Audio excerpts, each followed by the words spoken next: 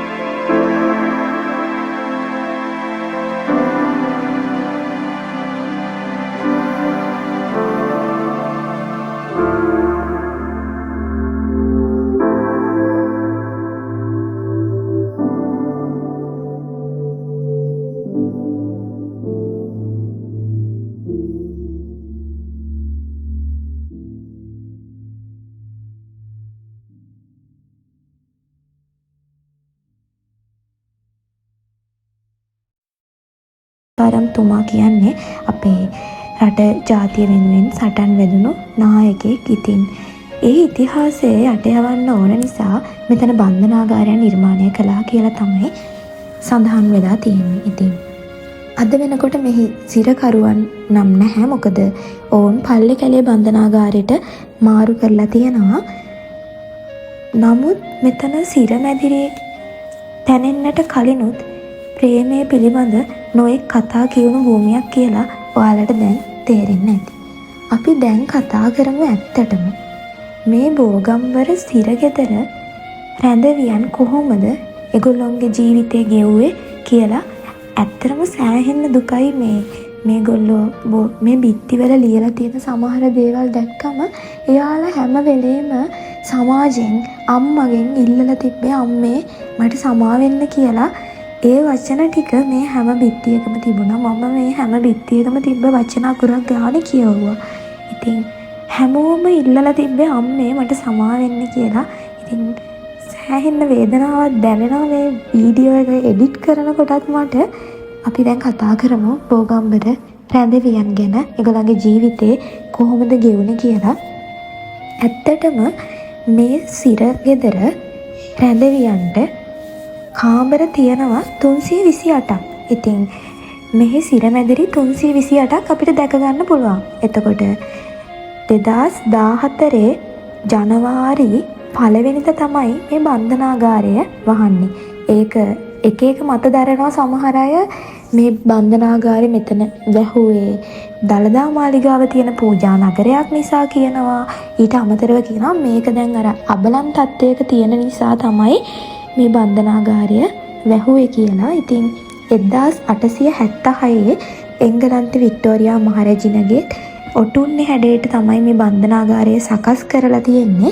සාමාන්‍යයෙන් මිනිස්සු 524 දෙනෙක් මේ නුවර අහස යට එල්ලලා මරලා තියෙනවා. ඉතින් සිරකරුවෝද මිනිස්සුෝ කියන කතාවට එහා ගිහිල්ලා මිනිස්සු 524ක් මේ සිර මැදුර ඇතුලේ මිය ගිහින් තියෙනවා. ඉතින් තව මට දැනගන්න ලැබුණු දේවල් තමයි සෝල්දර ලීයෙන් තමයි මේක ගොඩක්ම වහල මේ දොරවල් එහෙම නිර්මාණය කරලා තියෙන්නේ. මොකද සෝල්දර ලීයෙන් නිර්මාණය කරාම ඈත උනත් අඩි සද්දයක් තිබ්බත් ඒ සද්ද හොඳට ඇහෙනවා කියලා කියනවා.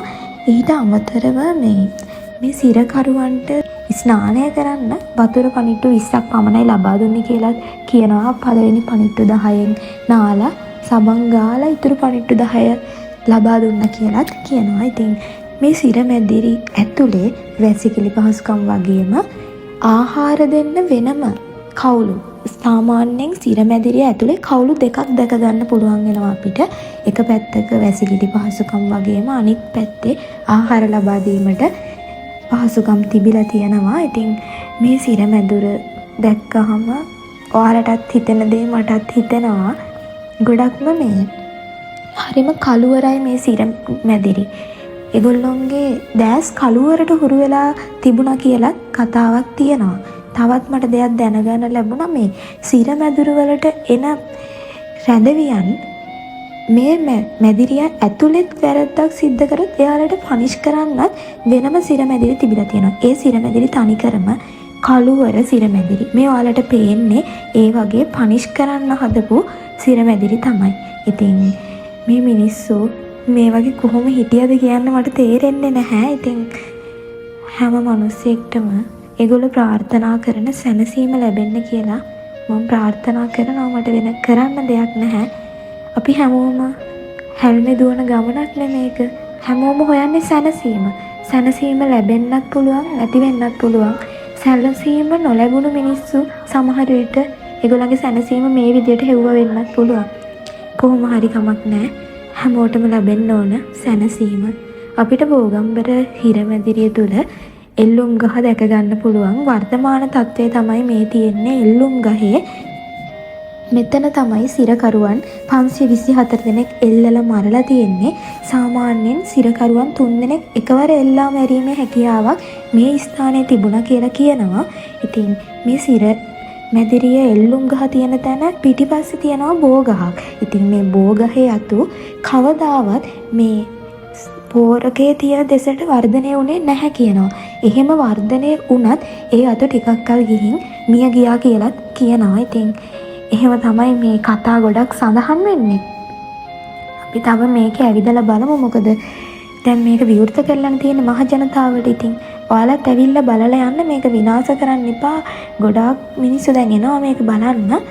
ඉතින් හොඳයි මිනිස්සු මේ වගේ දේවල් දකින්න එක කියලා මට හිතුණා. සමහර හිරමැදිරි ඇතුලේ ගොඩාක් දේවල් ලියලා තියෙනවා ඒගොල්ලෝ. ඒගොල්ලෝ චිත්‍ර ඇඳලා තියෙනවා. ඉතින් සාමාන්‍යයෙන් මේ වගේ කාමර ෆනිෂ් කරන්න හදපු සිරමැදිරි නෙමෙයි. ඉතින් ඒවා ගොඩාක් කළුවර නැහැ. තව දෙයක් තමයි මේ සාමාන්‍යයෙන් එල්ලුම් ගහට දින 7ක් වගේ තියලා රැඳවියන්ව ස්ථානගත කරන කාමර කිහිපයක් පහළ තට්ටුවෙත් තිබ්බා. මම දැක්කා. ඒ කාමරවල දවස් 7ක් තියලා ඒගොල්ලෝ ආස කෑමක් කන්න දීලා ඒගොල්ලන්ගේ එහෙම කැමති දෙයක් තියෙනවා නම් ඒගොල්ලන්ට ඉෂ්ට කරලා දෙනවා කියලාත් කියනවා.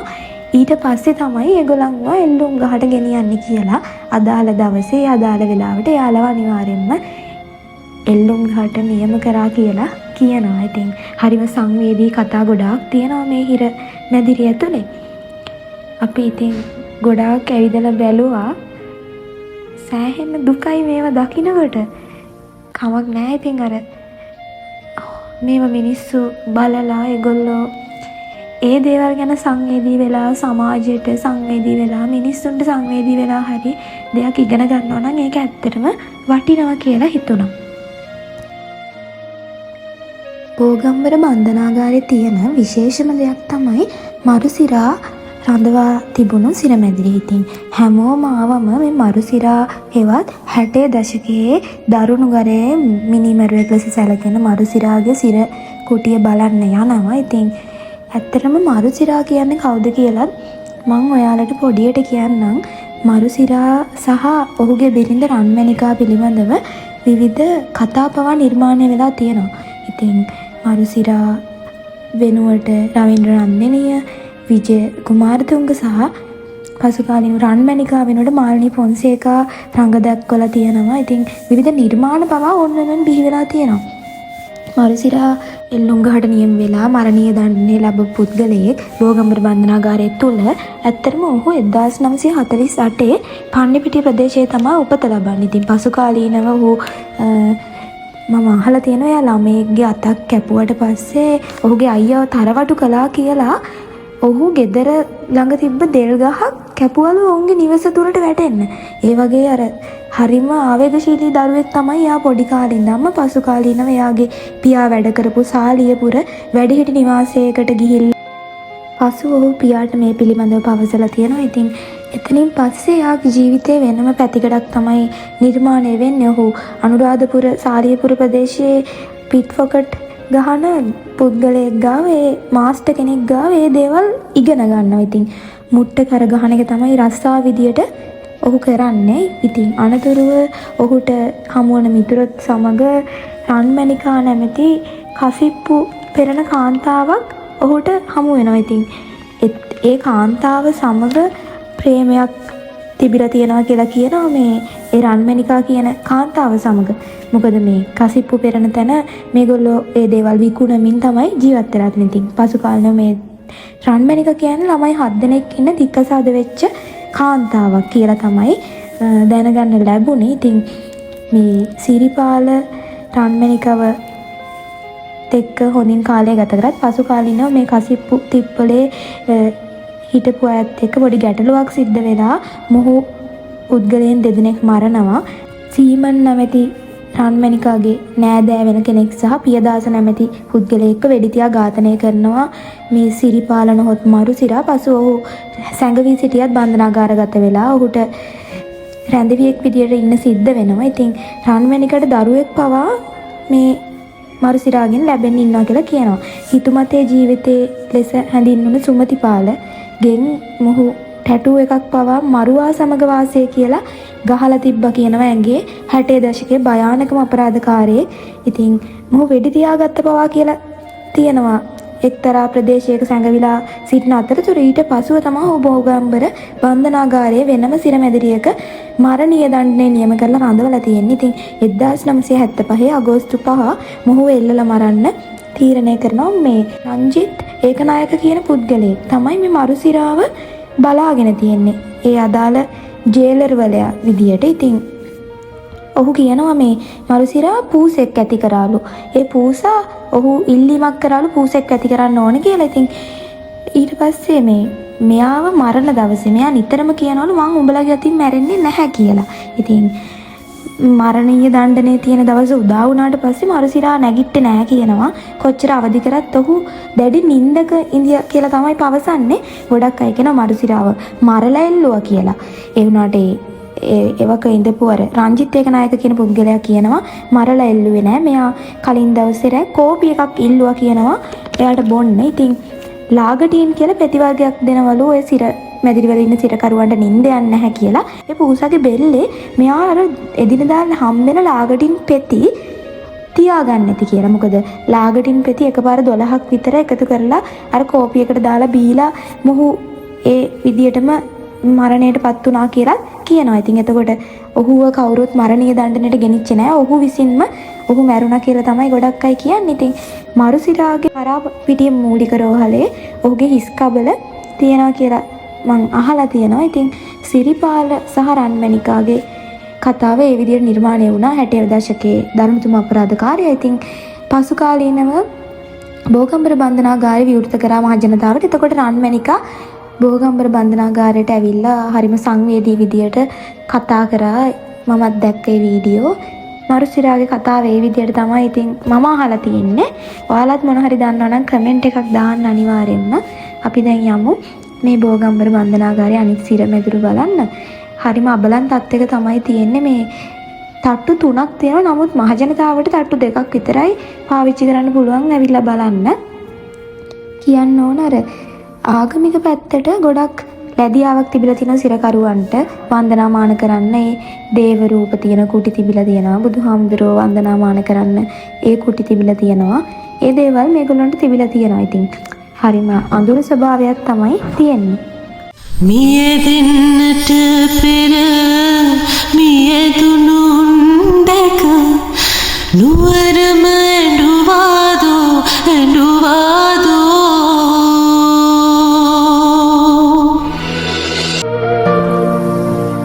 මේ කඳු යායන හොඳින් දනී ඇලදොලට මතකයි